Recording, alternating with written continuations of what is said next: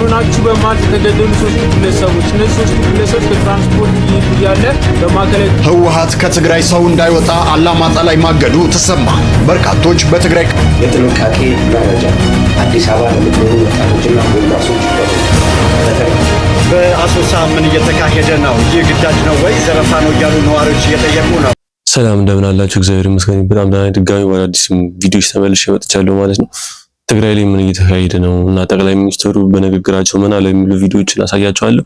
ወደ ቪዲዮቹ ፋኖ ናችሁ በማለት የተገደሉ ሶስቱ ግለሰቦች እነዚህ ሶስቱ ግለሰቦች ከትራንስፖርት እየሄዱ ያለ በማዕከላዊ ኢትዮጵያ በጉራጌ በአበሸጌ ማለት ነው እናንተ ፋኖ ናችሁ በማለት ግንባራቸውን በጥይት ተመተው መገደላቸው ኤልያስ ምስር ሲዘገቡ ይገኛል። የተገደሉትን በአካባቢ ፖሊስና ሚሊሻ እንደሆነ እንዲሁም ሬሳቸው እንዳይንቀሳቀስ እንደተደረገ ነው ዘገባው ያመለከተ ያለው። እናንተ ስለዚህ ጉዳይ ምን ትላላችሁ? ነስ መርጃ በጣም የሚያሳዝን ነገር ነው። በጉራጌ ክልል ላይ እንደዚህ የተደረገው እንግዲህ መንገረኛ ናቸው፣ ምንም የሚያውቁት ነገር የለም። ፋኖ ናችሁ ተብሎ ነው በአካባቢ ባሉ ፖሊስ ሚሊሻዎች ግንባራቸውን በጥይት ተመተው ማለት ነው። ሶስት ገና ወጣቶች ናቸው ማለት ነው። በጣም የሚያሳዝን ነገር ነው። ኢትዮጵያ ምን ላይ እንዳለች አይታወቅም። እንግዲህ እናንተ ምን ትላላችሁ? ወደ ቀጣይ ቪዲዮ ልሰዳችሁ። ህወሓት ከትግራይ ሰው እንዳይወጣ አላማጣ ላይ ማገዱ ተሰማ። በርካቶች በትግራይ ክልል ያለው ሁኔታ አስጨንቋቸው የተለያዩ መልእክቶችን በውስጥ እየላኩ ይገኛሉ።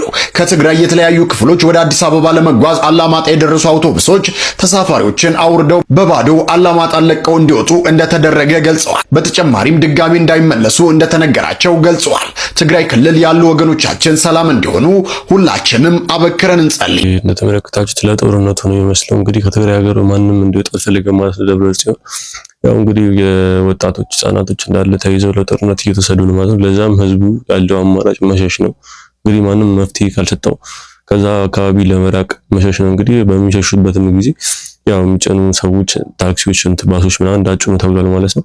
ድጋሚም እንዳይመለሱ የተነገራቸው እንግዲህ የሚመለከተው ሰው የሆነ ነገር መደረግ አለበት እላለሁ በእኔ በኩል። ወደ ቀጣይ ቪዲዮ በርዜና ተሰምቷል። ኤጀንሲ ዘጋልን ተቃውሞ ሰሞኑን በማህበራዊ ሚዲያዎች ላይ በመላው ኢትዮጵያውያን ዘንድ ከፍተኛ መነጋገሪያ የሆነው ኤጀንሲ ዘጋልን ጥያቄ ኤጀንሲ ማለት ኢትዮጵያውያንን እህት ወንድሞቻችንን ዘመናዊ ባርነት የሚገዛና በዳምባና ላብ የግለሰቦችን ኪስ የሚሞላ ተቋም ስብስብ ነው። ከተለያዩ የመንግስትም ሆነ የግል መስሪያ ቤቶች በጡረታ የሚወጡ እናት አባቶቻችንን በተለያዩ ተቋሞች በጥበቃና በጽዳት በ3000 ብር በ4000 ብር ደሞዝ እየቀጠረ ከአንድ ሰው ላይ ከ7000 ብር በላይ ቁጭ ብሎ ኮሚሽን የሚወስድ ኤጀንሲ አያስፈልግም በማለት ብዙዎቹ ቅሬታቸውን እያሰሙ ይገኛሉ። እናንተስ በዚህ ጉዳይ ላይ ምን ትላላችሁ? ሐሳብ አስተያየታችሁን በኮሜንት ስራ አጋሩን እያለን ለወቅታዊ ታማኝና ፈጣን መረጃዎች የፕላስ ምልክቷን መጫናችሁን አዘንጉ። ይህ ነገር ትክክል ነው ማለት ያው ኤጀንሲ ማለት እናንተን ከድርጅቱ ጋር የሚያገናኛችሁ ወይም ከሚሰራው አካል ጋር የሚያገናኛችሁ ማለት ነው። እናንተ በምትሰሩት ነገር ከእናንተ ደሞዝ ላይ የእናንተን ግማሽ እሱ ተቀራጭ ይወስዳል ማለት ነው። ይሄ በጣም እንትን የሚል ነገር ነው። እኔ የምቃወመው ነገር ነው ማለት ነው። ወደ ቀጣይ ቪዲዮ ልሰዳችሁ። ጠቅላይ ሚኒስትሩ በዚህ ሰዓት ለኢትዮጵያውያን ጥብቅ የተባለ ጥሪን አቀረቡ። ጠቅላይ ሚኒስትር አብይ አህመድ ለኢትዮጵያ ሕዝብ ወሳኝ መልእክቶችን አስተላልፈዋል። እነዚህ 4 ነጥቦች የሀገሪቱን የወደፊት ዕጣ ፈንታ ይወስናሉም ያሉ ሲሆን እነዚህን አደራዎች መጣስ ግን ዋጋ ያስከፍለናልም ብለዋል። አንደኛ ብቻህን አትጩ ተደራጅ ያሉ ሲሆን በግል መጮህ የትም አያደርስም፣ ግቡ ላይ የሚደርሰው የተደራጀ ሕዝብ ብቻ ነው። ስለዚህ ጠንካራ ተቋምን እንገንባ ብለዋል። ሁለተኛ በዘፈቀደ መጓዝ ይብቃ፣ የጋራ የሆነ ስልታዊና ግልጽ ፍላጎት ይዘን መታገል አለብን ሲሉም ተደምጠዋል። ሶስተኛ አንድነትን አስተባበር፣ ትናንሽ ልዩነቶችን አክስፎ ህዝብን መከፋፈል ይቁም፣ መከፋፈል ጥፋትን እንጂ ትርፍ የለውም ነው ያሉት። የተፈጥሮ ሀብትና የሰው ኃይልን በስልጣኔ ጠብቁ፣ ጦርነት ሳይሆን ለትውልድ የሚተርፍ ሀገርን እናቆም ብለዋል። እናንተ በዚህ ጉዳይ ላይ ምን ትላላችሁ? ሀሳብና ሴቶቻችሁን በኮመንት ላይ አስቀምጡልኝ። ለብቻችሁ አትጩ ነገር ነው ማለት ነው። በህብረት አንተን ስትሆኑ ነው ተሰሚነት የሚኖራችሁ እንጂ ማንም ሰው አንድ ሰው ለግሉ መጥቶ ስለወራ ምንም የሚያመጣው ነገር የለም ማለት ነው። ያው እናንተ የምትፈልጉት ነገር አንድ ላይ ሰላማዊ ሰልፍ ይሆናል። በህዝቡ አጠቃላይ ተሰብስባችሁ ጠይቁ ነገር ነው ያለው ማለት ነው። ወደ ቀጣይ ቪዲዮ ልሰዳችሁ። በአሶሳ ምን እየተካሄደ ነው? ይህ ግዳጅ ነው ወይ ዘረፋ ነው እያሉ ነዋሪዎች እየጠየቁ ነው። በቤኒሻንጉል ጉሙዝ ክልል አሶሳ ከተማ ነዋሪዎች በግዳጅ ገንዘብ እየተገፈፍን ነው ሲሉ ጩኸታቸውን አሰምተዋል።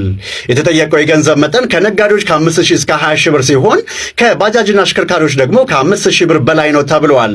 የበለጠ አነጋጋሪ የሚያደርገው ዋሱ ሙሐመድ ነዋሪዎች ነገሩኝ ብሎ እንደዘገበው ገንዘቡን በኃይልና በግዳጅ የሚያስከፍሉት የጸጥታ ኃይሎች መሆናቸው ተገልጸዋል። አቅም የለንም አንከፍል አይደሉም ያሉ ነዋሪዎች ለእስር የተዳረጉ መሆኑን ዘገባዎችም ያመላክታሉ። ነዋሪዎች መንግስት በአፋጣኝ ጣልቃ ገብቶ መፍትሄ እንዲሰጣቸው እየጠየቁ ይገኛሉ። እናንተ በቦታው ላይ ያላችሁ ነዋሪዎች በዚህ ጉዳይ ላይ ምን ትላላችሁ? ሀሳብና ሴቶቻችሁን በኮመንት ላይ አስገርም ነገር ነው ማለት ነው። ያው እንግዲህ እንደዚህ ማድረግ የሆነ እንትን ነው አይደለም የሚያደርገው እያደረጋሉ የመንግስት አካል ነው እንደዚህ እያደረጋሉ ማለት ነው። እና እንግዲህ አስቡት ከባጃጅ 5000 ብር ከነጋዴ 20000 ብር በዛ ዝቅተኛ አካባቢ ማለት ነው። እንደዚህ አይነት ያው እንደ ግብርም በሉት እንጂ ምን ተብሎ ነው እንደዚህ በዝም ብሎ አይቀበል መሰለኝ። ግብርም ይሆናል መሰለኝ ግብር ነው በእርግጠኝነት እንደዛ እያሉ በግድ የተቀበሉ ነው። እንግዲህ ለመንግስት እንትን በሉ ነው የሚሉት። ያው ይሄ ነገር መንግስት አያውቀውም ለማለት ይከብዳል ማለት በጸጥታ አካል ማለት ያው በሱ ስር እያለ ነው እንደዚህ መጣው ማለት ነው። ያው የመንግስት እጅ አለበት እላለሁ። ወደ ቀጣይ ቪዲዮ የጥንቃቄ መረጃ አዲስ አበባ ለምትኖሩ ወጣቶችና ጎልማሶች በሙሉ በተለይ ከ13 ዓመት ጀምሮ ልጅ ያላችሁ ወላጆች በሙሉ ልጆቻችሁን ጠብቁ። ገርጂ የደር የምትኖሩ ጎተራ፣ ፉሪ፣ ኬንተሪ፣ ሰበታ፣ አለም ገና በሁለቱ አካባቢዎች በወጣቶች ላይ የግዳጅ ምልመላ እየተካሄደ አፈሳ ተጀምሯል። ድርጊቱ በወሌድ ሚሊሻዎች አዲስ አበባና በዙሪያው መፈጸም መጀመሩን ዓለም አቀፍ ተቋማት እነ ቢቢሲ ጭምር እየዘገቡት መሆኑ ታውቋል። ቡራዩና ካራ ጀሞ አፈሳው ጥፏል። የካባዱ አካባቢ ቤቱላ ሰብረው እየገቡ ነው። በሁለቱ አካባቢ ብቻ ብዙ ሺህ ወጣቶች ታፍሰው ሀረር ዳቦ አካባቢ የሚገኘው የወጣት ማዕከል ውስጥ ተይዘው እንደሚገኙ ታውቋል። ማምሻችሁን ተጠንቅቃችሁ ተጠባብቃችሁ መልእክት ተለዋውጣችሁ ደሩ። መልእክቱ ለእናንተ ነው። ከዚህ በፊት እንዲሁ ነገረናችሁ የተረፋችሁ አላችሁ። ዛሬም ያንኑ አድርጉ። መፍትሄው እነግራችኋለሁ። አሁንም እምቢ ማለት ብቻ። አለበለዚያ አቦ ያመዶ ወንበሩን ለማክረም ምንም አይነት ሜተድ ይጠቀማል። እግዚአብሔር ከእናንተ ጋር ይሁን። ባላችሁበት ሰላም እደሩ። ድል ለሰፊው ኢትዮጵያ ሕዝብ። ፒስ። ትክክል። እንግዲህ እንደምታውቁት ኢትዮጵያ የሆነ ነገር አለ ሲባል አፈሳ ወጣት ላይ ይላል ማለት ነው። አፈሳው የሚካሄደው ግዳጅ ይላካል። እኔም በማቆኒ በራሴ እንደዚህ ነገር አለ በእኛ ሰፈር ላይ ማለት ነው። ወጣቶች ታፈሳሉ፣ ከዛን ወደ ግዳጅ ነው የሚላኩት ማለት ነው። እና አደራችሁን ላለ ወጣቶች እና ቪዲዮን ተመልካቾች ቤተሰቦቻቸውም ልጆቻችሁን ተጠንቀቁ ማለት ነው። እንግዲህ አንዱ ከወጣ አይመለሱ ማለት ግዳጅ ሄዱ ማለት አይመለሱ ማለት ነው። እዛው ለጦርነት ነው የሚላኩት። እንግዲህ ለዛሬ ይዤላችሁ የመጣሁት ቪዲዮ ይመስላል። ቻናሉን ሰብስክራይብ በማድረግ ቤተሰብ ይሁኑ። አመሰግናለሁ።